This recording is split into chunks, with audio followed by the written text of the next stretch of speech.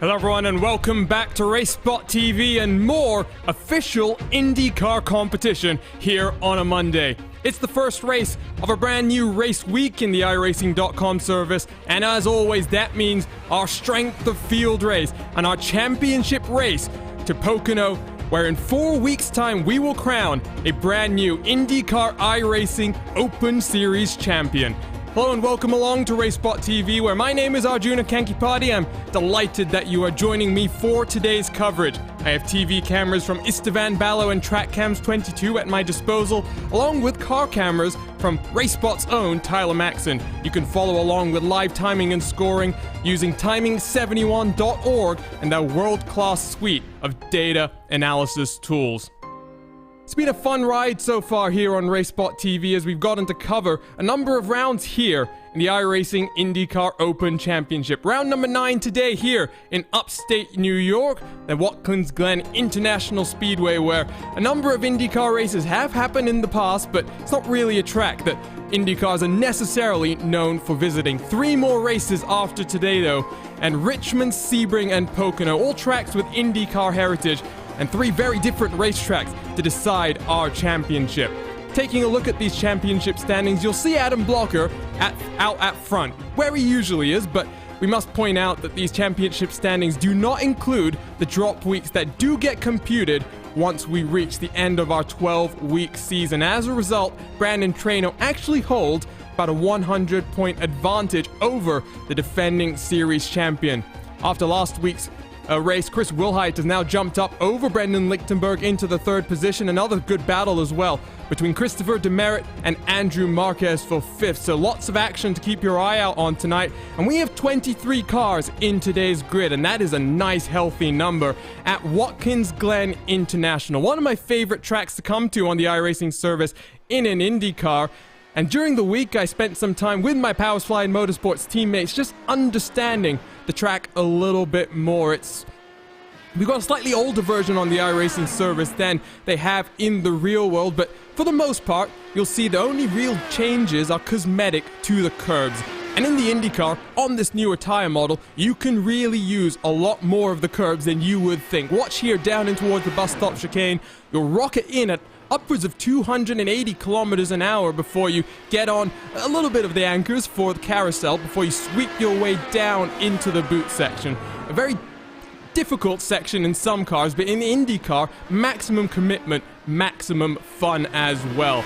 You'll work your way out of the heel, rather towards the toe, in towards the heel as well as you climb uphill through this right-hand hairpin right now, and then towards what used to be one of the scariest corners on the iRacing service in an IndyCar, if you ask me, through the heel and up towards turn 9. You used to be hanging on for sheer terror on the old tire model, but with this new tire model, you can really rely on that right rear, get the power down, and run yourself in to that second to last corner. Last corner is just a bit of a dab onto the brakes before you get back up onto the throttle and across the start-finish line. But let's jump on board then for a lap here with the Dallara IR18. 5th gear as you cross the start-finish line down in towards turn number 1, braking just before the 100-meter board.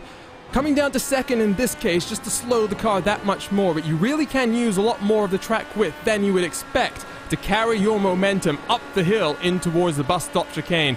5th gear, waiting to get up into 6th gear, using all of the engine RPMs there. Might be one of your push-to-pass opportunities as well, but here we go. 282 kilometers an hour down into the braking zone, down a couple of gears, use all the curbs that you can find here, and then lift off down into the carousel and try and hug yourself into the inside. Very smooth on the throttle and the steering as you enter yourself down in towards the boot. Hugging yourself once again towards the inside of the curb, and then powering downhill in towards this uphill braking zone where you can really rely on that uphill nature to slow the car down as you go uphill. Get yourself onto the power nicely once again. 2 more corners before you return to the regular portion of the Watkins Glen circuit. 2nd gear here, trying to carry as much momentum as you can in towards turn number 9. As mentioned, used to be very, very tricky, but here you can see it's a bit simpler, a bit of sawing on the wheel there, which is not necessarily what you want. Have to have a little bit of a lift here through the 2nd to last corner, which we've needed since the aero screen has come on board. Down to 3rd gear, 100% throttle very quickly to complete a lap here at Watkins Glen. It's very quick, a minute 25 or so, and qualifying underway. Let's take a look at some of the times as they come down, because 1 minute already gone, and it's looking like, guess what, Adam Blocker at the front as per usual. Left-hand side of your screen, you'll see those qualifying times, and as I say that, Philip Kraus has just gone to the top of the timing sheet with a 1:25.778. Just over 1.5 tenths between Philip Kraus and Adam Blocker. Henry Bennett in third. Where's Brandon Traynor, you might ask yourself? Down in 7th, 1 whole second off the pace as things stand. So 30 seconds left to work in qualifying. And a nice healthy grid here of 23 different cars. So it's going to be great to see these Indy cars take to the track in just under 20 seconds time. Riley Thompson up in 5th as well. Good to see him returning to the series. Your IndyCar iRacing Series champion Adam Crane in 10th. But the seconds tick away in qualifying. Let's get ready to take a look then at your starting grid here for round 9 of the iRacing IndyCar Open Series Championship here at Watkins Glen.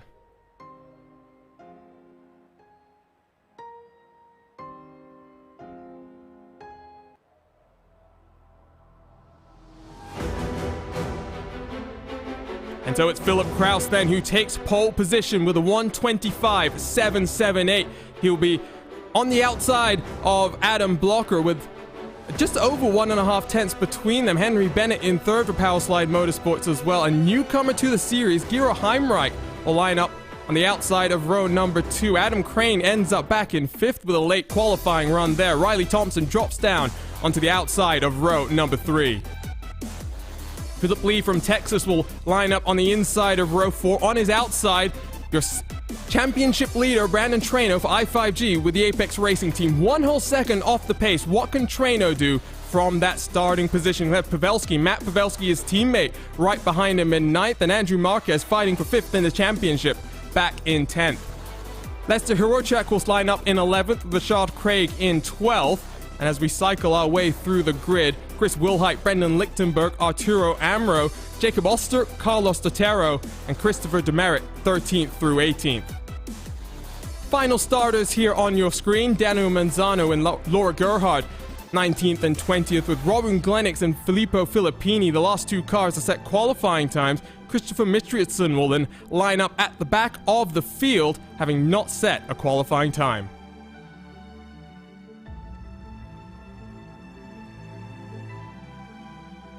So 34 laps up on today's agenda. 1 pit stop with some minor fuel saving. So you always wonder in situations like these, which car, which driver is going to be a bit bolder, try something different, and maybe benefit on the pit strategy. As always, we'd like to thank ATVO for all of their hard work over the last few months to bring us a brand new RaceSpots graphics package. Nick Thyssen, Kevin Niatola, and Simon Grossman working hard to transform our dream into a reality, and the pace car will pull off then as we have a full pacing lap here at Watkins Glen. And the cars file their way down in towards turn number 1. Only 11 turns at the Watkins Glen International Circuit, but 3.4 miles. It is very, very fun. We are running with the bus stop chicane. The last time the Indy cars came here, it did not run with that chicane, and I'll say, my engine blew up, and I was not too happy with that result, but 34 laps, 4 races still to go. Adam Blocker on the outside of the front row, and Brandon Traynor back in 8th position. Of course, with this new tire model that debuted this season on the iRacing service for the Indy cars, we had the choice of the red and the black tires. You will see basically every single car has taken the red mark tire.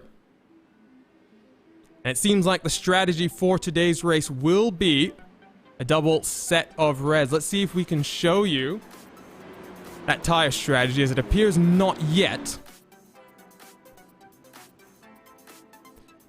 So we will show you those tire compounds throughout today's race as Philip Kraus works through the bus stop chicane, your Indy Elite champion, now representing HM Engineering, who Philip Kraus represented in the Formula Sim Racing Indy Pro Championship live on the race in another simulator. It's good to see Kraus back on the iRacing service though, and back in official competition. Great look through as the cars work their way in towards the boot. And a nice healthy 23 car field for today's race as well. Looks like we might have had a lot more participation for today's race, and of course a track like Watkins Glen with IndyCar heritage and always being such a fun combo when the IndyCars come here. You knew it was going to produce some good numbers. Great to see Riley Thompson in the field, as well as likes of Adam Crane back in the series. And newcomers like Hero Heimlich, who will line up then in the top 5. And we'll be mixing it up with the likes of Philip Kraus, Henry Bennett, and Adam Blocker in just a few moments' time. The pace car then works in towards the heel,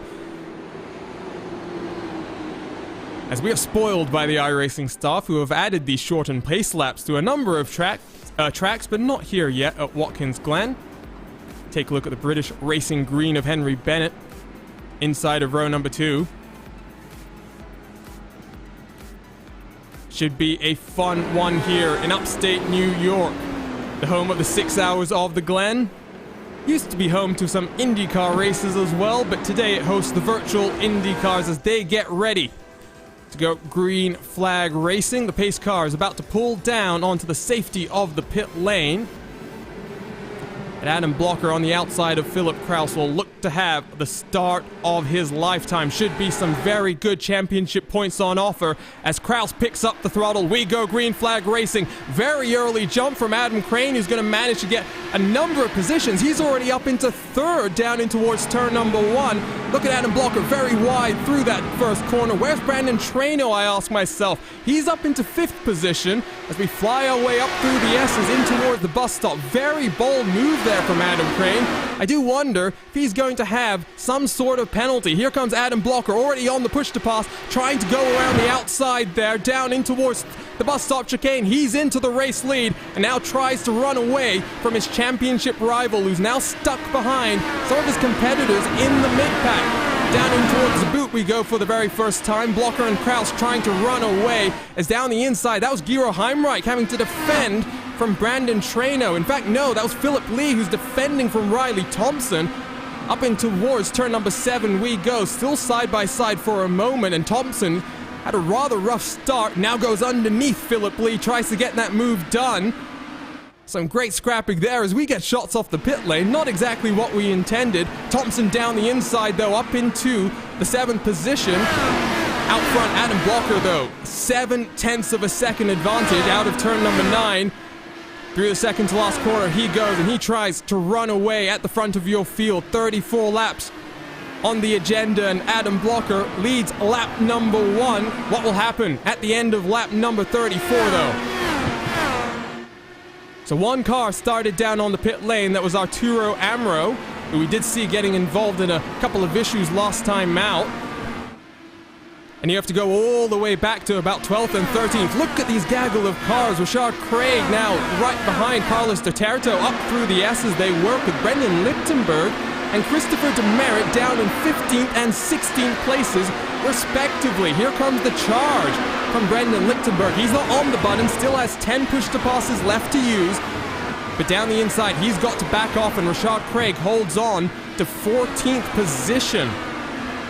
Jumping back forward as now Philip Lee comes under pressure from Lester Hirochuk. But Philip Lee is also trying to get past Matt Pavelski. Pavelski's had a bit of a issue as Riley Thompson now runs away very slightly. Great aerial shot as the cars work up in towards the toe. Front of the field though, Adam Crane after that very early jump to get up onto the podium positions right behind Philip Kraus. And both of these cars now trailing Adam Blocker. Take a look at the left-hand side of your screen. You will now see the tire compounds. And as we cycle through the field, you'll see every car in our 23-car grid on those red marked tires. Henry Bennett starts to fall away. 1.6 seconds off the podium for Henry Bennett. Brandon Traino in 5th position. Very impressive start, but here comes the newcomer to the series around the outside. Side by side down into turn number 1. He'll use that momentum to sweep himself around the outside, and Brandon Traino still holds on up through the S's. Great fighting for 5th position. I think Brandon Traino's going to try and use the push-to-pass now to hold on to that position. Riley Thompson tries to take advantage potentially as we jump on board with the driver for Total Downforce Racing. You saw the button being pressed and the screen illuminating for Thompson, but he stays in line in 7th, and Brandon Traino holds on to that 5th spot. A lot of pressure being applied by the number 12 car, though. This is great racing for 5th position. They're falling off the back of Henry Bennett, bottom right portion of your screen, as Riley Thompson now looks to take advantage down the inside of Brandon Traino, and a very, very opportunistic move there. Still side by side, though, and again, this is losing them more and more time. Thompson makes it stick. We're only working lap 3 out of 34 once again. And the fighting between these guys has enabled the top 3 to check out. And now they find themselves 1.3 seconds clear of Henry Bennett. Henry Bennett actually now drops off even further as we cross the line to finish lap number 3. Henry Bennett 4.2 seconds behind his teammate out front.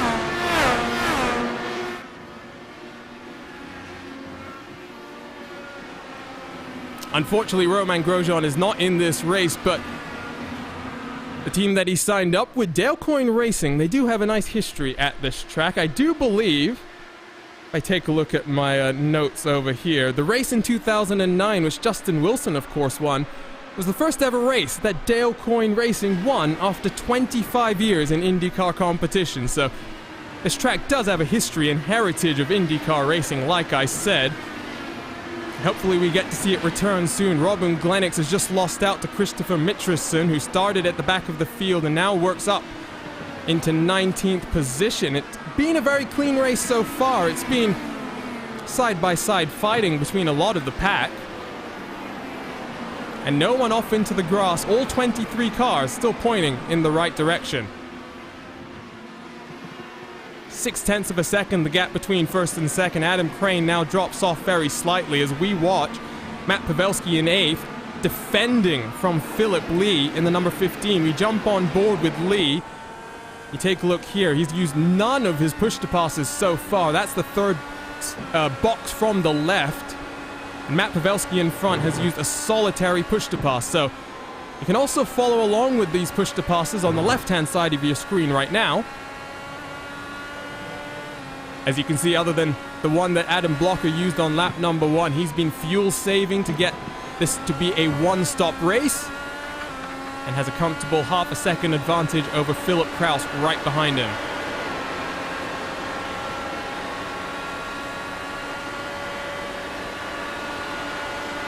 So on board, up the hill we go, in towards the bus stop. Let's take a look at the line that Philip Lee runs and what type of comfort level he's got. Uses a lot of that second curbing, but really avoids that first one. And then through the carousel, a big lift off the throttle as that dirty air from Matt Pavelski really compromises the amount of downforce that Lee's able to use, but still works a lot of pressure down in towards the toe. Not going to poke his nose this time around.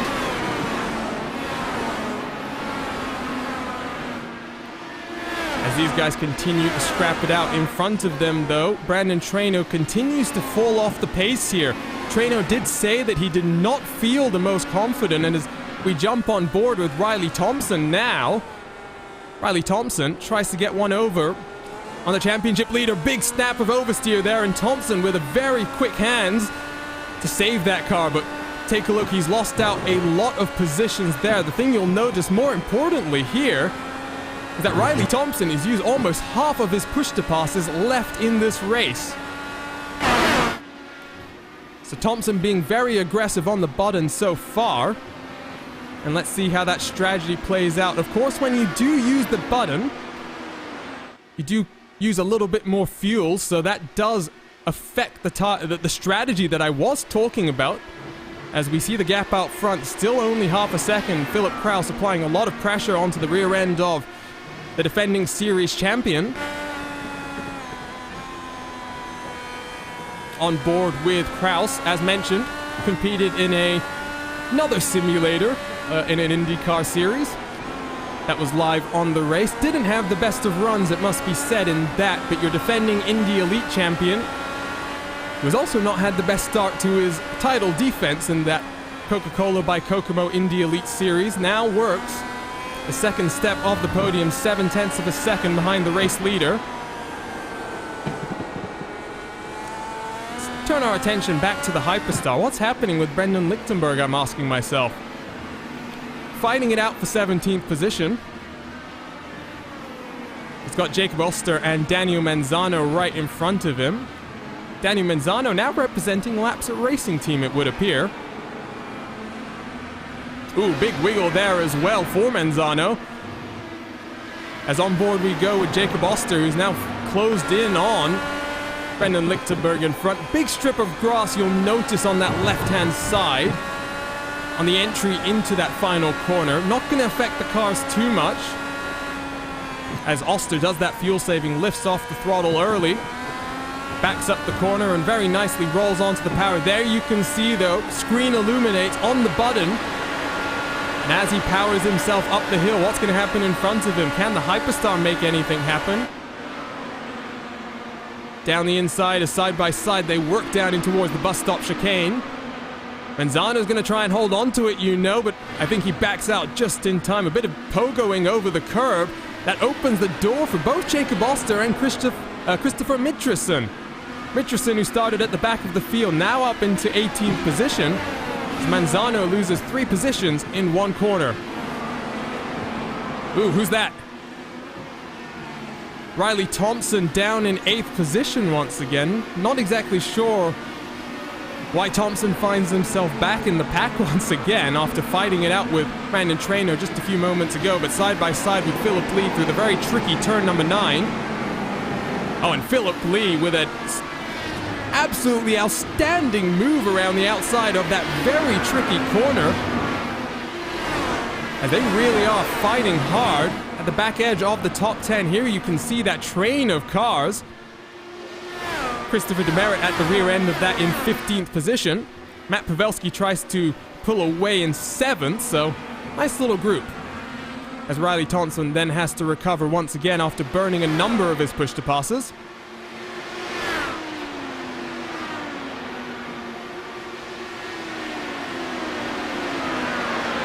Chris Wilhite in that battle for 3rd position in the championship with Lichtenberg. This will benefit him. Not the strongest competitor on the road typically, but a nice strong 11th place so far, and with his rival down in 16th position, some good points on offer in what appears to be a very strong field today.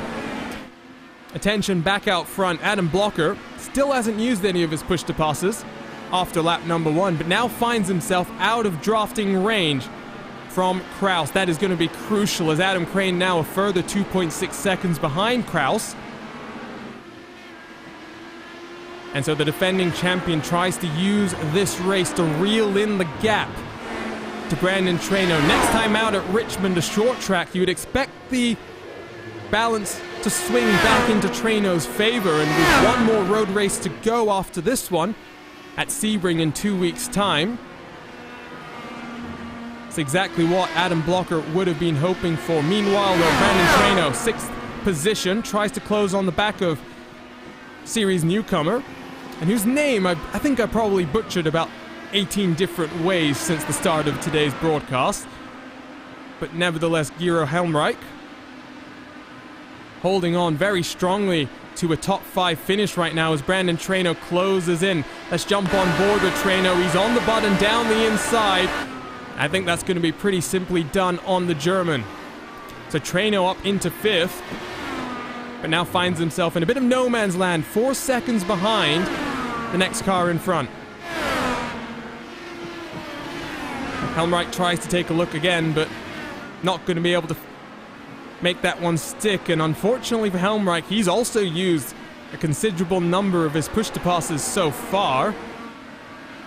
So it looks like we might have our first issue of today's race. Jacob Oster, no front wing, you'll notice there. And we will cycle things back on the replay machine and pick up what exactly happened to Oster. Down in towards the chicane will work. And he's right behind Brendan Lichtenberg as we'll take a look at this aerial look. In fact, no, we won't, because you don't get the best angle there. And oh, he's going to hop over the curb potentially. Oh, no, he hooks himself on that curb into the wall, and that damages that front nose cone. Oster will be back down onto the pit lane, you'd assume then, in a few moments' time as we take a look at the onboard look from Oster.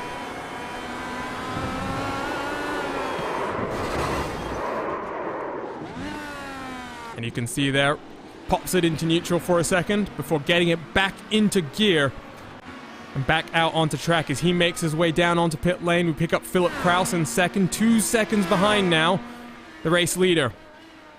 As the HM engineering car works its way through in towards the boot section of the track. And these guys have really extended themselves beyond the rest of the field without using too many push-to-passes. Ooh, looks like Riley Thompson's had a big issue there, and that might be through the carousel section right after the bus stop. He's waiting for an opportunity to turn that car around. Thompson doing the right thing and trying not to incur the wrath of anyone with an unsafe rejoin, but it might actually be terminal damage as we'll take a look at this RaceSpotTV replay up from above. Ooh, maybe some slight contact from behind there, sending Thompson into that tire wall on the outside of the corner. We'll have to try and take a closer look at exactly who that was.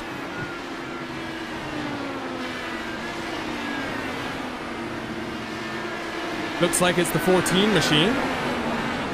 As you see, the second part of the contact once again. We'll spin it back. It looks like it was Carlos Dotero for that number 14 machine. He now makes his way down onto the pit road as well. As we'll spool it back, take a look at that onboard look with Dotero. Just pokes a nose to the inside. Not really enough room to make that work. And Thompson, the unfortunate victim in that one. Back to the live pictures as they've extended themselves out in the front group. But Christopher Demerit, Rashad Craig side by side as Demerit down the inside, up in towards 11th position. Just about manages to slow that car down in time as now Andrew Marquez, who of course Demerit is scrapping it out with in the championship for 5th position, now tries to follow Demerit past Rashad Craig.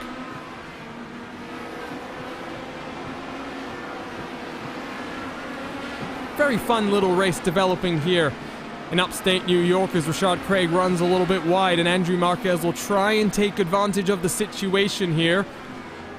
It's going to be a bit too far behind, you'd think, down in towards the heel, and the Wawa sponsored machine has to stay in line for now.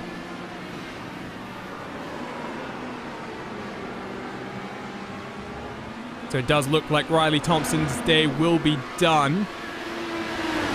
But Carlos Dotero and Jacob Oster still out on track after coming down onto the pit road, as Craig has increasing pressure coming from Marquez from behind, jumping on the rearward shot from Rashad Craig. As you see Marquez closing a bit under braking. They both run slightly wide over through that curb. And then they work up through the S's. Lap 12 out of 34, so a couple of laps away from the pit window opening for a one-stop strategy. And most of these cars still haven't been using too many push-to-passes, which does indicate that they're doing a bit of fuel saving. You can see that usage on the left-hand side of your screen. It will cycle through the 23 cars on track. And other than some of the cars towards the tail end who have been mired in some issues, you'll see most of the cars with the majority of their push-to-passes left. Filippo Filippini comes down onto the pit lane and will drop to the tail end of the field. You can see, by the way, it is getting rather cool out on track. 29 degrees Celsius, your track temperature right now, as we watch Christopher Demerit still holding off Rashad Craig and Andrew Marquez for the 11th spot.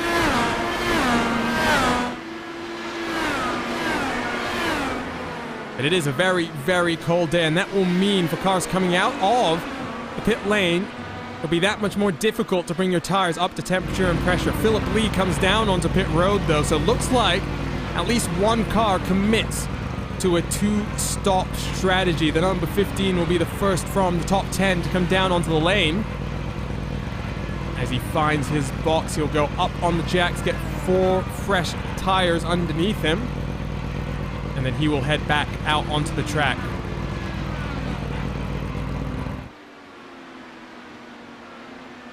Demerit still involved in the closest battle out on track.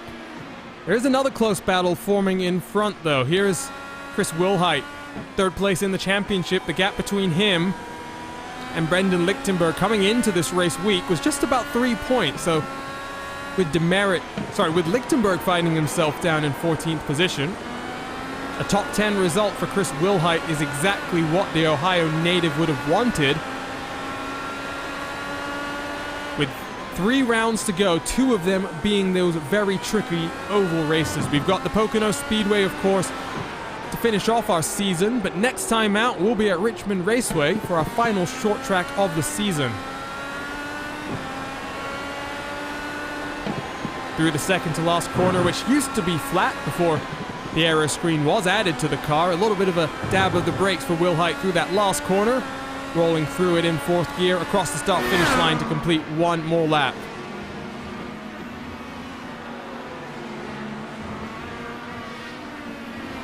As Wilhite runs very wide through turn number 1. Who's that in front side by side? Matt Pavelski, I think, with some lap traffic. That's what was happening as he's chasing down Gira Heimreich for the 6th position now, as Helmreich actually has fallen off the pace very slightly. Last time around he lost just over 0.7 of a second to some of the cars in front of him. He was 1.5 seconds slower than your race leader Adam Blocker, so Helmreich has fallen into the clutches of Pavelski. And what can the i5G driver do as we jump on board with the number 6 up the hill and in towards the heel through the boot. Reminder, live timing and scoring available at timing71.org, and you can follow along with your favorite teams and drivers using their world-class suite of data analysis tools.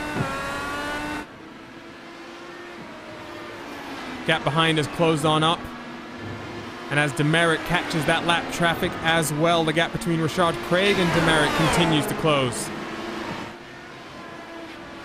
Couple of different lines being run through that final corner, you'll notice. Some cars swinging it all the way out to that outside wall, whereas someone like Chris Wilhite being a bit more conservative, but in front of him, Lester Hiroshek getting a bit just stuck up through the inside of the corner, and now the momentum sweeps towards Chris Wilhite up the hill. On board with Wilhite, who is on the bottom as Hiroshek defends the inside hard, forces Wilhite to look to the outside line, and all contact between the two of them, and Wilhite has to take avoiding action. What's going to happen here then as Christopher Demerit closes in on the back of the number 17 machine? Does appear as though for now Wilhite has gotten away with contact with the 18 in front of him. Take a look at this replay as some aggressive fighting down into the chicane. I'll slow it down right here, and you'll just see, unfortunately, 2 don't go into 1. Fortunately for Chris, though, that car still looks to be relatively healthy, but he'll now have his mirrors filled with the blue and yellow of Christopher Demerit. It's right on board with your race leader and defending series champion Adam Blocker, as he's managed to gap Philip Kraus by about 3.5 seconds. Just as I say that, looks like Giro Helmreich is coming down onto the pit lane, so he's one of the first cars to blink on what might be a one-stop strategy, but Helmreich is really forcing himself into a heavy fuel save in stint number 2. So he's going to go up on his jacks as well. Fresh set of alternate tires for him. And he'll roll himself off back out onto track with some clean air. Actually, where is he going to come out in to relation Philip Lee? There's Lee, who already has his tires up to temperature and pressure and is going to come out just behind Helmreich. So Helmreich has managed to jump in front of Philip Lee and hold that track position. That will be important there. As you can see the gap between Lee and Helmreich on those two opposing strategies. We'll pick up the battle then for 7th position, because now that Chris Wilhite has dragged the likes of Christopher Demerit and Richard Craig into this battle, as we enter the pit stop cycle, you might wonder when these cars will decide to come down onto pit road. Great shot of the cars making their way out of the boot section as they manage to gap Andrew Marquez behind them. It looks like one car down onto pit lane, that's Hirochuk. No one else follows him though from this grouping of cars, so Hirochuk's going to have a bit of fuel saving to do. Everyone else is splitting it basically into equal stints. Christopher Mitchison comes down onto the pit road as well after starting at the back of the field. And Daniel Manzano. So a couple of cars down onto the pit lane as Chris Wilhite now sees Christopher Demerit sweep around the outside. Demerit has used 6 of his 10 push-to-passes. He's got 4 of them left. He's obviously done enough fuel saving so far to make this work. Where's the race leader, Adam Blocker, coming to? Around turn number 9, 3.6 seconds clear of Philip Kraus behind. 8 additional seconds clear of Adam Crane. I had to pause there in utter disbelief at the gap that Adam Blocker has managed to build up, but down onto pit lane, Blocker comes, splits this race in half. Who follows him? Down onto the pit road, we wonder. Kraus follows him down, that's for sure. Who else is going to follow him down this time around? Adam Crane down onto pit lane. Henry Bennett also down with Brandon Treno right behind him. Brandon Treno has done a good job to close the gap to the 4th position, Henry Bennett. As up onto the jacks goes Adam Blocker. So we get a good view of the grandstands. As Philip Kraus slides through his box, that's going to lose him a couple more seconds to the race leader. And Kraus will roll off in his HM Engineering number 19 machine. So busy pit lane as cars coming down onto the lane to get their one and only stop done. Car stopped on track though, Robin Glenix. That's in through the heel, I would think, as cars coming around his outside. Oh, and that's a spinner right in front of him, and oh, more chaos! Oh no, there's 3 or 4 cars in front as well. Daniel Manzano, in fact, correct me there. I thought I saw another car. Jacob Oster getting mixed up with Inglenix. And let's go take a look at our replay machine.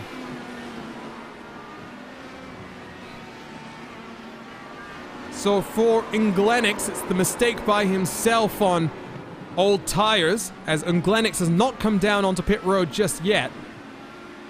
Let's jump on board with Jacob Oster then, who comes across the scene of an incident, slightly unsure of what to do.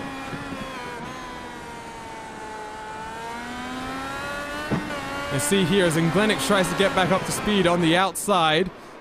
Don't get a great look there, but the contact between the two of them, very unfortunate. Should not be laughing. It's not the funniest incident in the world.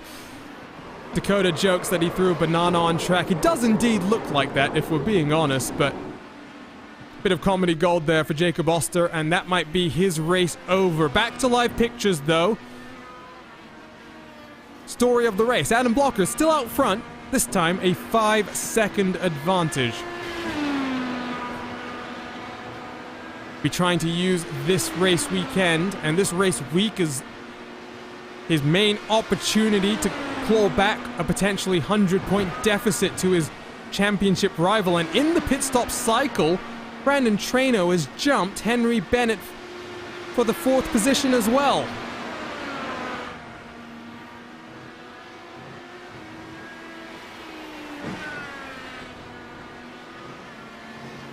Pretty confused up here in the box right now as we try and figure out when that happened.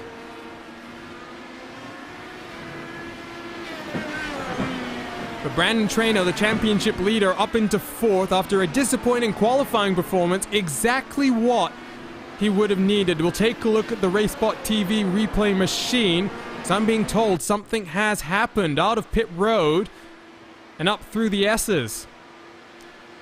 We'll have to spool this one a little further back and see what happened here, as the cars wait to roll off the pit road. It's just a long stop for Henry Bennett. And in fact, as they roll off the pit road... Ooh! What's happened there? What has happened here? I am very, very confused. We'll jump on board with Brandon Traino here. As you'll see, he waits behind Henry Bennett. Bennett maybe slows down a bit too much. And Brandon Traino says, stop backing me up. I'm going to get on the button and get away from you. So that's where that pass happened. Jump back to the live pictures and we'll pick up a battle as Chris Wilhite, now behind Christopher Demerit through the pit stop cycle, fighting for 10th, 11th, and 12th right now. I am seeing in the YouTube chat questions about Riley Thompson. Let's spool that one back as well, just so we can take a look at Thompson's misfortune here.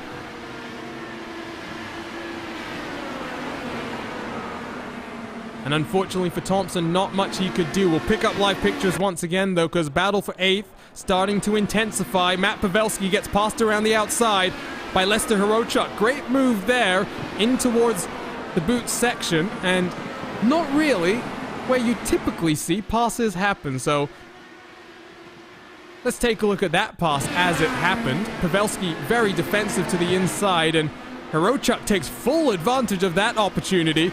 Doesn't need to be told twice. Up in towards 8th position there.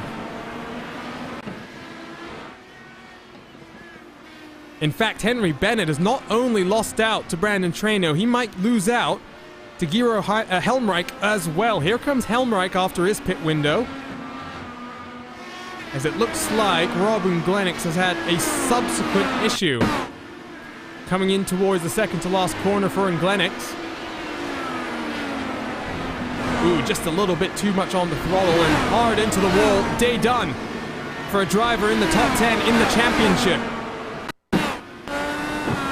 Take a look here, and while this corner used to be flat, you can see understeer city for the Michigan native, and nothing he could do there was going to correct that incident. So back to live, and let's try and find some more battles up on the screen. Chris Wilhite, Rashard Craig, 11th and 12th.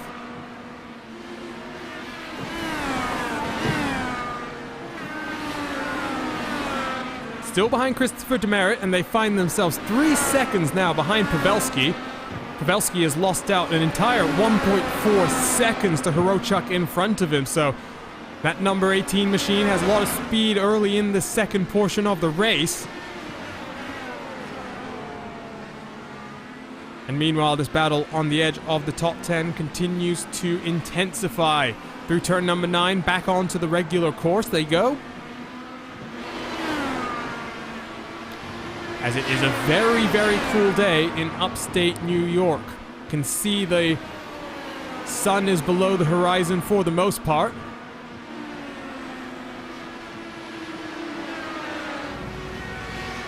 Henry Bennett, though, Giro Helmreich, battle for 5th position. Helmreich's on the button up the hill, and he's going to have to force Bennett to the outside. We saw the car on the outside have to give up that corner before, and Helmreich sweeps his way into 5th. Bennett didn't want to defend too hard there, and unfortunately, he drops to 6th. Very impressive debut in the series for Helmreich so far.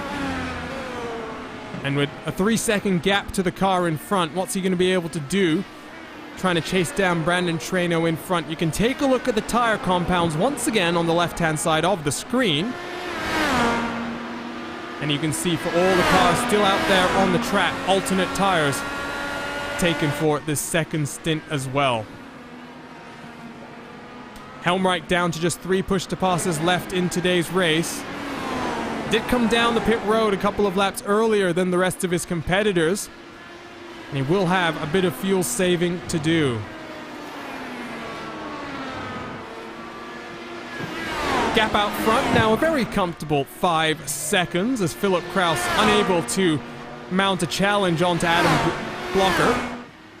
Adam Crane finds himself 14 seconds behind the race leader, but 6 seconds clear of Brandon Traino in the Apex Racing Team number 7. Lap 23 out of 34 here in upstate New York, home of the 6 Hours of the Glen, and a track now owned by the NASCAR sanctioning body that will host another road race in the NASCAR Cup Series, as they host the most road races they've ever had in their season. That'll be something to enjoy. Philip Lee, by the way, who of course is on that 2-stop strategy, has just lost out to Lester Hirochuk in front of him. So Philip Lee down into 7th, Hirochuk up into 7th rather, with Lee down into 8th. My timing screen lying to me for the time being. But right now, not many battles really up in the top 10. There is still this battle: Christopher Demerit, Chris Wilhite, and Richard Craig. They've very much been a sandwich since about lap number 15. And I too would like to know some big brain moves. You can stay involved with us, by the way, here live at RaceSpotTV across all of our social media. That's not the right graphic that I meant to bring up. There it is.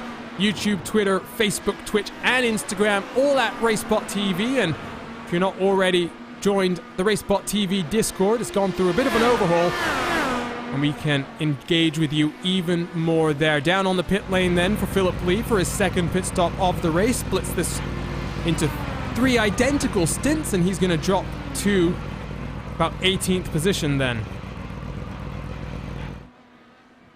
For those wondering who punted Riley Thompson, the answer there is Carlos Totero, as far as I'm aware.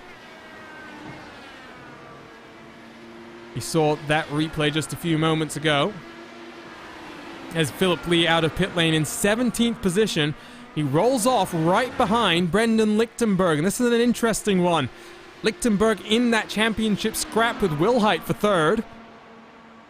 And after a disappointing day so far, Philip Lee will try and climb his way back through the likes of Lichtenberg and relegate him to some more championship misery.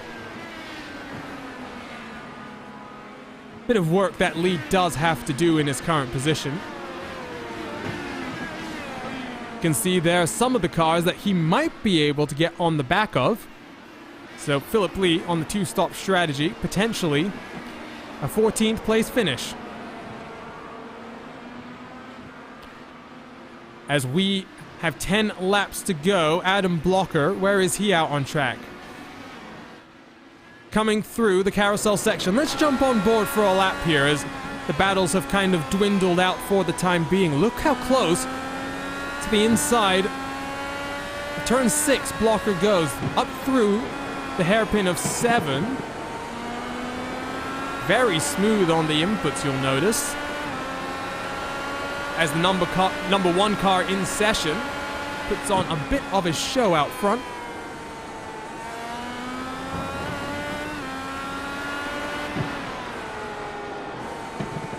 Very calm, very smooth. 2nd gear through turn 9 as he preserves those rear tires and avoids lighting up the rears any more than he can. Light lift through that 2nd to last corner. And then rolls momentum in 4th gear.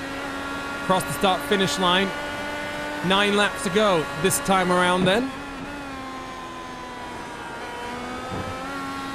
And with his championship rival back in 4th position, not the kind of leapfrog that Adam Blocker might have been hoping for over Brandon Traino, but nevertheless, it is more points on the board for Adam Blocker. Who's that down onto the pit lane this time around? It's Giro Helmreich, so he's having to 2-stop as well.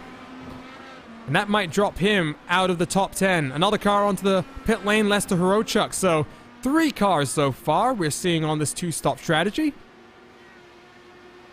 As well as that's Jacob Oster's car, still stationary on the pit lane, displaying the new damage for model for us very, very nicely. Helmreich up on the jacks he goes.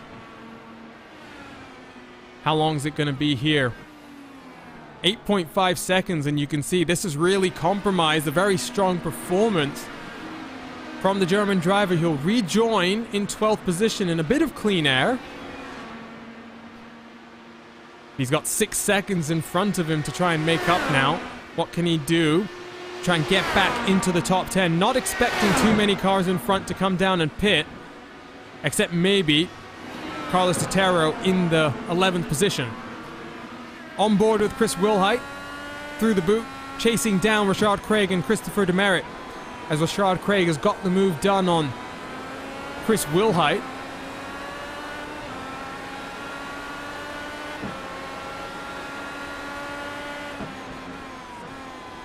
And just a reminder, if you didn't need another reminder, the eNASCAR Coca-Cola Series returns tonight with round number 1 live from Daytona. You can tune in at 8:30 Eastern for the countdown to green, 9 p.m. Eastern for the main show itself. Green flag shortly after that as we get ready for another record-breaking year in World Championship Virtual Oval competition. Wilhite now finds himself 1 second behind Richard Craig, but 9th position. Good points on offer for Chris Wilhite. Totaro down onto the pit lane. That will promote a couple of cars back up a couple of positions, but not really too much more than that. In front of Wilhite, Richard Craig is setting to work on Christopher Demerit. Through the bus stop chicane, neither of them using as much curbing as I found myself doing. I did find myself spinning quite a bit as well, so maybe 1 and 1 equals 2. Maybe I'm doing the math wrong, but on board with Richard Craig, a bit wide through turn number 6. That first corner through the boot, and through this uphill where you can really rely on the gradient of the hill to slow the car and allow you to get on the power even more aggressively. On the button, very interesting position for Richard Craig, who's clearly trying to avoid losing the draft from Demerit in front. We'll take a look off the rearward angle from the i5G driver, who goes a bit wide, a bit loose there. And Richard Craig is going to take advantage of that situation and close the gap to 10th of a second. Here comes Chris Wilhite as well. Closing stages of the race, 7 laps to go this time around. Across the line they work, down in towards turn number 1. Who's going to get on the button? They both have relatively few push to passes still left in their tank. Demerit gets on the button. He's got 2 left to use, as does Craig right behind him. Demerit will try and fend off the challenge this time around. It looks like that push to pass is able to fend off Craig for now. Chris Wilhite behind does have 8 push-to-passes left, so don't count him out just yet. I have a feeling in the championship picture, 17 car going to take this one to the end of the race. It's not just the NASCAR Coca-Cola Series delivering action from the World Center of Racing. Right after this on RaceSpotTV, you can tune in for the Daytona Jewels from the SimSeats Full Throttle Cup Series, as that's 1 week away from round number 1 live at the World Center of Racing as well, and a 30-race season across many months of competition, and you can catch it all live on RaceSpotTV. Both of those cars getting loose once again over the crest of turn number 9. And meanwhile, Philip Lee has just gotten past Brendan Lichtenberg. That's relevant when it comes to Chris Wilhite in that battle for 3rd position in the championship. Brendan Lichtenberg has a couple more laps to hold on and ride out the end of this race, though.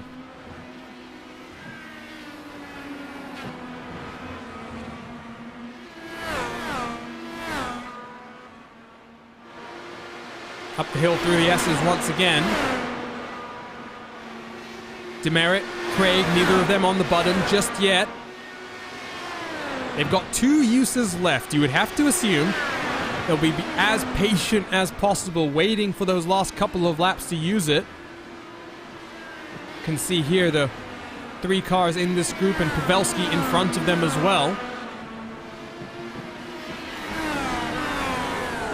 In towards the boot. 6 to go last time around. It's coming down to the wire here between Demerit, Craig and Wilhite. Out front, we haven't really talked about Adam Blocker very much today, but I tell you what, let's go talk about him, Philip Kraus and Adam Crane very slightly.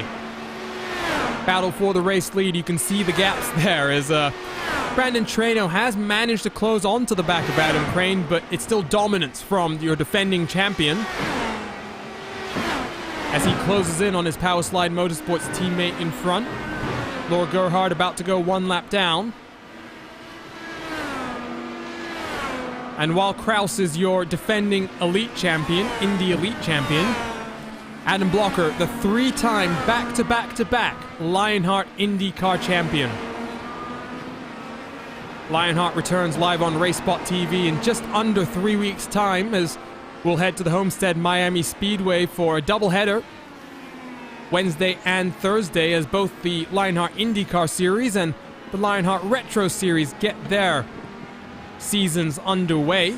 All live and exclusive on RaceSpotTV and ESTV, a linear TV broadcasting network where you'll be able to catch full race replays after the fact. We'll turn our attention, since it's so boring out front, Adam Blocker dominates as per usual, to this battle for 7th, 8th, and 9th as Rashad Craig goes around through turn number 6, and that's going to drop him out of the top 10 as Andrew Marquez is going to come around this corner in just a few moments' time. There goes the Loose Nut Racing driver down the inside, gets it done. And Rashad Craig, unfortunately, late stages of the race, finds himself a bit of a mistake. We'll turn our attention to the replay machine and jump on board. Ooh, all over that inside curb, unsettling that car very early on. And unfortunately for Craig, you can see here the amount of time it takes him to get back up to speed is what really hurts him. And in fact, Rashad Craig has been off the track once again. Take a look at the second incident. In towards turn number 8, the heel. Once again, the rear steps around on him. Craig down into 12th position now. Unfortunate there. It was a very strong run for the number 11 car. You can see there, Hirochuk down the inside takes another position. Back to live pictures we go as Rashad Craig has had another issue, unfortunately, and now finds himself precariously placed. Brendan Lichtenberg, heart in his mouth as he tries to come around the final corner. So it's all kicking off here then, as we'll try and pick up that final spin for Rashad Craig. That rear end of that car must have been damaged from that contact into the wall. Here was the scary moment, though, as he backs up as Lichtenberg through that final corner. So unfortunate end to the race there. Live battle between Arturo Amro and Philip Lee. Lee on that two-stop strategy wildly through the bus stop chicane. Be interested to pick this one up. 3 laps to go, and we'll take a look at this replay because that was wild between Lee and Amro. As you can see, side by side down into the bus stop chicane. I love saying those words. It doesn't tend to work out the greatest, though. Oh, and just a bit of pogo there. I found out just how dangerous that can be about 9 months ago. And Philip Lee tries to then fight back on that strategy. Oh, those fresh tires, contact between the two of them. Lee into the wall, Amro around.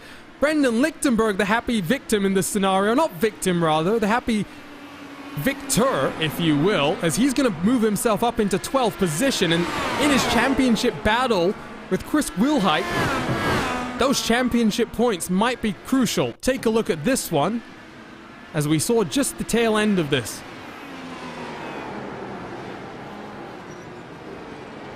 Looks like the older tires on Amro's car starting to give way, and unfortunately Philip Lee just a little bit too close. While we're looking at that, another issue, Filippo Filippini, all kicking off here late in the race. Looks like just some lap traffic there. He decides not to get involved in a battle with Giro Helmreich, who's now back up into the top 10 for Helmreich, so an impressive showing there. He's hunted down Andrew Marquez. So we do have a fight to go. Adam Blocker crosses the line. 2 laps to go here in upstate New York. And meanwhile, a German hunts down Andrew Marquez in front.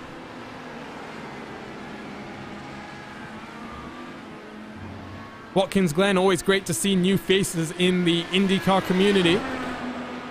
My very first IndyCar race was a RaceSpotTV broadcast of Friday night primetime when the IR18 first debuted on the iRacing service. Look at where I am now, down the inside for Helmreich as he's going to make it stick on Andrew Marquez. Marquez thinks about that championship position, fighting for 5th with Christopher Demerit, and decides to hold off of fighting for that. Like Jacob Oster says, I did say this race was a little bit boring, and yesterday in Ivor competition I was talking about needing some solid wood around me to fend off all of these commentators' curses. Might need to get that expedited as Helmreich fends off that challenge from Marquez. White flag waves though. Adam Blocker across the start-finish line. Final lap this time around, and the gap to Philip Kraus behind. 8 seconds for your defending champion. He's unsure about the future of his competition schedule, having of course accepted a position in the IndyCar paddock last year. He was able to defend his Lionheart throne. It's going to come all the way down to the wire though between Adam Blocker and Brandon Traino. 3 races to go after tonight. Richmond Raceway, Sebring Raceway, and then Pocono Raceway as well. The tricky triangle is going to be one hell of a way to finish off this brand new start to IndyCar racing with a new tire model and a new damage model. But guess what? Here at Watkins Glen, it's going the very same way with Adam Blocker out front, showing us the pace and taking us to the win. He's burned all of his push-to-passes, if you can believe it, in the closing stages of the race, trying to build up that gap and trying to prove to everyone the pace he's got underneath him. 3 races to go. For Blocker, it's still a monumental challenge. Brandon Traino, the championship favorite. 2 corners to go. Blocker's going to take the win here in upstate New York and focus in his championship fight on the 3 weeks that lie ahead, and the 3 weeks that will determine if Powerslide Motorsports can stay at the top of the IndyCar Open Championship. Blocker takes the race win, and we now wait for the rest of the field to come through to finish the race. Giro Helmreich still fighting it out with Andrew Marquez, and we'll pick that battle back up as they work through the boot on the final lap of their race. Brandon Traino has managed to close the gap to Adam Crane to about 0.6 of a second, but not going to be able to, at the line, close it in just enough, it appears, as Helmreich still close on the back of Andrew Marquez. Couple of corners still to go. Drag race to the line. Helmreich's out of push-to-passes. It's going to be the Loose Nut Racing driver that holds on to the 9th position with Lester Horochuk in close pursuit as well. Exciting series debut then, though, for Giro Helmreich. As we said, drag race to the line, but it's Andrew Marquez that holds on. And an entertaining finish here in upstate New York. Couple of cars still to come across the line. We'll be able to show you the final race results as they do. Great to see Watkins Glen encourage a number of people to return to the series along with some new faces. There's Brendan Lichtenberg, who comes home in 12th position. Carlos Totero in 13th. Philip Lee on that 2-stop strategy will come across the line in 14th. We now wait for Filippo Filippini, the final finisher in today's race.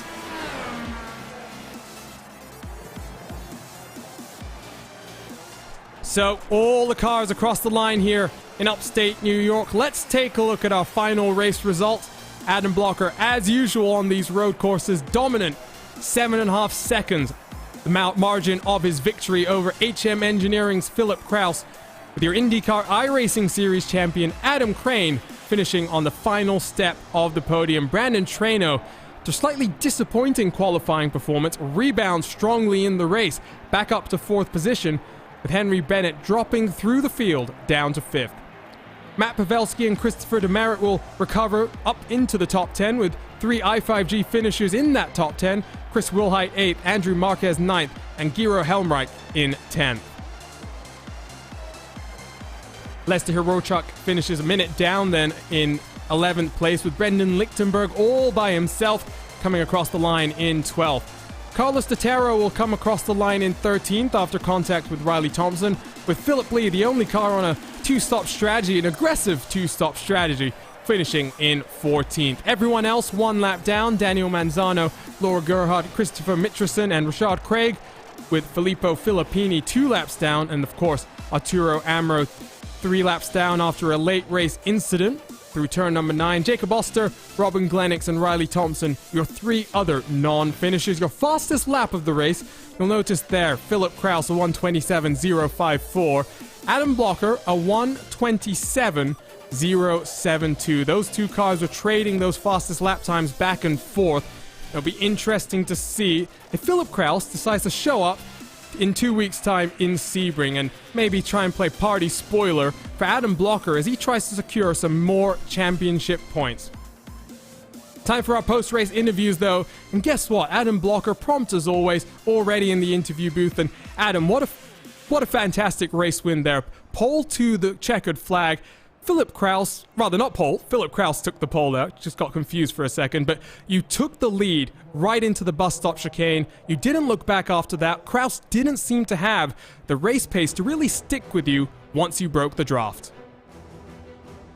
Yeah, it's kind of disappointing not to get pole. I think I messed up a little bit on my second lap, but really we were pretty even on Q pace. It would have been within a few hundredths. But yeah, I think once we got a few laps into the race, he was really struggling, sort of, it seemed like in the boot, and I was able to pull quite a bit of time there. So yeah, I just was kind of patient, and I didn't really know what he was doing with push to pass, but I was just going to use one if he got close. I didn't really have to, and yeah, I was just kind of patient, and eventually broke the draft and kind of just slowly pulled away. And this was a race, Adam, where looking at the starting grid, I saw the i5G teammates struggling a bit with the qualifying performance. However, attrition, some stronger race pace, Brandon Traynor rebounds to 4th. He makes it so that you don't cut that deficit at Watkins Glen as much as you might have wanted. It was a strong field. This was one big opportunity to get some of that point deficit back. What are you thinking the next 3 races of the season really look like in your championship defense? I mean, it really just depends on how many people show up. I mean, I was honestly hoping for a stronger field tonight and more points. 191 is not great in the context of this season. In the context of previous seasons, it's, it would be really good. But yeah, I mean, all I can do is, show up to the races I can make and run as well as I can, and that's really all I can do. So. One more question, and we'll spin it to slightly something different, because Lionheart IndyCar Series, that's starting up in a couple of weeks' time here on RaceSpotTV. We're very excited to be able to cover Lionheart for the very first time. What's it looking like for you? You're the 3-time back-to-back champion. You've got your real-world commitments with the IndyCar paddock. How much do you think you're going to be able to get into that series, really defend your title versus those commitments in the real world? Right now it looks like there's maybe 5 conflicts, but about 2 or 3 I could probably make some sort of option work, and whatever, like on the road. So it's looking like I can probably contend for the championship, although I'll probably have to miss at least 3 races, but there's 3 drops. So yeah, I think as long as I put together a good season, it'll be, I can be right there. And yeah, definitely looking forward to you guys' coverage of it. It's normally some really good racing and yeah, really competitive. So one final question. I've changed my mind, dear Adam. You're obviously as well the IndyCar schedule coordinator for this IndyCar Open Championship. Voting closed about 15 minutes ago. Now, I know you can't reveal the final schedule right now. Can you give us a little bit of a teaser, maybe those watching a bit of a taste of what the next season of official IndyCar competition looks like from a schedule perspective? Yeah, so obviously, normally we have a rotation system, so there's 8 races that are already locked in, including all of the real-life races that, happen in Season 2. So those would be Barber, Texas, Indy Oval, and Indy Road, as well as Long Beach, even though it got postponed. As well as some other races that we have permanently. But yeah, we have a season vote every season, and yeah, I guess I can just go ahead and announce the tracks that won now. So it looks like we'll be going to Motegi Oval for the short oval slot, and Atlanta Motor Speedway for the media mobile slot, which I think that's the first time we're going to Atlanta in a long time. I don't remember the last time. Coda won the first road slot. So I think the last time we went there was actually last season in season 2. And then a really popular one for the second road slot is the Nordschleife, and that was an amazing week last year. Lots of splits, and yeah, definitely. I know you're excited to go back there, and yeah, it's going to be really interesting. Maybe I can reclaim that world record from that certain F3 driver that stole it from me at the last minute. Adam, thanks for revealing that. Good luck in the next 3 weeks, and we hope to see you then in the top 3 once again. With 3 races still to go, that championship's coming all the way down to the wire, and I think Pocono will be a fun race. Yep, see you then. Thanks for covering the races. So that's Adam Blocker, your winner here today, and we've got the rest of the field, or your podium finishers, ready to talk to as well. Let's bring in Philip Kraus, your Indy Elite champion. Sorry, Philip, sounds like you were having a nice conversation with Adam Crane there, but great to have you back in official competition and back on the podium as well. Might have been wanting a little bit more after pole, but to lose to Adam Blocker in official competition, I guess you can't really complain. It's always super hard to beat Adam. I feel like I've never really had a chance to beat him when it's like a fair one-up fight on the road course. I'm always just that little bit slower, and today was no different, really. I got pole. It's a pretty decent lap. I'm guessing Adam might have messed up his second lap because I only saw him set one time at the start of quali, but in the race, I just didn't have any rear tire life. Like at the end of the boot, I think I was overheating the rears a bit too much, and I was losing like 4/10 to Adam there every lap. It was pretty crazy. Well, talk to us a bit about your other endeavors, Philip, because I know you competed with your brand new HM Engineering team in another simulator that we're not going to name. Make sure you don't name it, please. On a IndyCar series that was live on the race. That was a very big opportunity. I don't know if it necessarily went the way you might have envisioned. And I think it's fair to say your return to Indy Elite has been a bit tougher than you would have wanted defending your championship. What's different about this new tire model that you think is compared to that old tire model just being a bit more of a challenge for you? Honestly, the new tire model, it's a lot more sensitive to how you drive the car, and I haven't really put the time into it yet to fully adjust to that yet, so I think I'm usually overdriving the car by that little bit without noticing it, and then obviously that's not good at the end of runs because these tires are so much more sensitive to heat, to wear, all that stuff. Well, it was great to see you back, Philip. I do hope we get to see you in a couple of weeks' time in Sebring as well. How much are you enjoying this new tire model? I know you've had some time now on that other simulator. It must be a nice little upgrade given that we were waiting so long for this to come. Oh yeah, it's revitalized this car quite a bit, I'd say, because on the old tire model, you basically just popped out 20 identical laps over a stint, you pit, and then you went back out, did it again. This tire, you have to change how you drive as the run goes on, which is a really nice addition to have always. Well, Philip, congratulations then on second. Great to have you back in the series, and hopefully we'll see you in a couple of weeks' time at Sebring. Yep, thank you.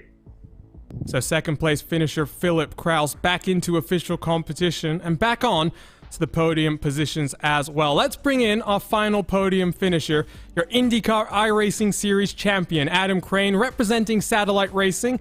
And Adam, while qualifying went quite nicely, it seems like the race pace for your car may be missing a little bit. Brandon Traino really came close to hunting you down in those closing stages, and I think that podium position might have been on the edge if this race went a couple more laps.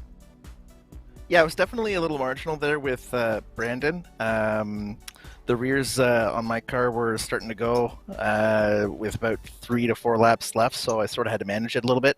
Had a ton of push to passes left, so I was going through those like they were candy. So a very interesting race, but happy to come on P3 for sure.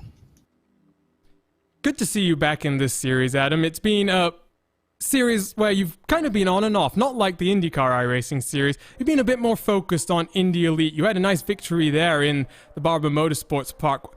I asked Philip a couple of questions about this car. I want to ask you these same questions as well. Coming to the end of this first season, we've only had one kind of, I would say, minor update to the tires.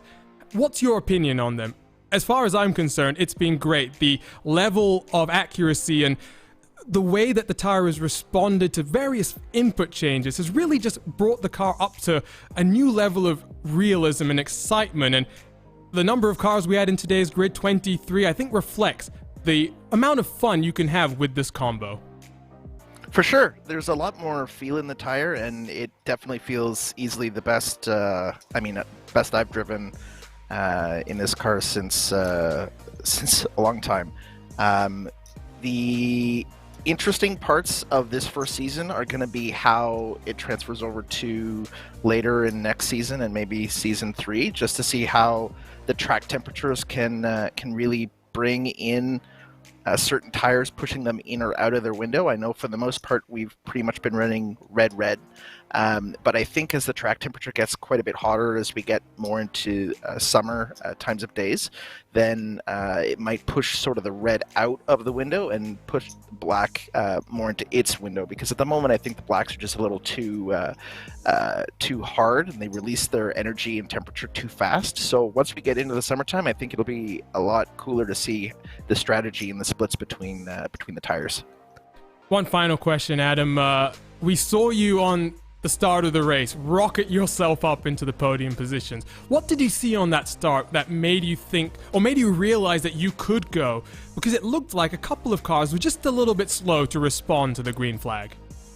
Yeah, it was a great start. I timed it pretty well, and was able to get around Henry there heading into turn 1, and it sort of set up the rest of my race. I think that I had P3 pace throughout essentially both stints, but yeah, definitely happy to come on P3. So Adam, congratulations then on a very nice podium, and hopefully we'll see you for the last 3 weeks of this season, because I think it's going to be really fun as Brandon and the other Adam Blocker, scrap it out for this championship, and maybe for the first time in a while a non-power slide driver wins this Open Championship. For sure, it'll be interesting to watch what happens between those two, and thanks a lot for the broadcast, Arjuna, and yeah, you'll see me around. So that's Adam Crane, your iRacing IndyCar Series champion, 3rd place on today's race as well. Let's take one final look at these race results before we head out, because I forgot, I've got another broadcast that's kicking off in just under 30 minutes time. So Adam Blocker takes home another win here today, and we'll be live in 1 week's time for round 10 of the iRacing IndyCar Open Series at the Richmond Raceway, our final short track of this season, before Sebring and Pocono will round out the schedule. 2 final races and 2 final opportunities for Adam Blocker to get back to the front of the field and reclaim his championship. You can follow us for more sim racing action across of all of RaceSpotTV's channels: YouTube, Twitch, Facebook, Twitter, and Instagram, all at RaceSpotTV. And if you haven't already subscribed to us on YouTube, hit the red button and hit the bell next to it to get notified every single time we go live with the great sim racing series we get to broadcast. So that's the first race of a brand new iRacing week done, and there's still so much more to go. You can catch a lot of official iRacing action here live on RaceSpotTV, but for now, my name is Arjuna Kankipati. I've had TV cameras from Istvan Ballo and TrackCams22.com, and car cameras from Tyler Maxon. Timing and scoring provided to us by our partners at Timing71, where you can follow along with the best in the real and virtual worlds using their world-class suite of data analysis tools. We'll be back in 1 week's time for more IndyCar action, and we can't wait till then. Until then, you can tune in to more on RaceSpotTV, but for me, Arjuna Kankipati, and the entire RaceSpotTV team, thank you for tuning in, and we'll see you soon.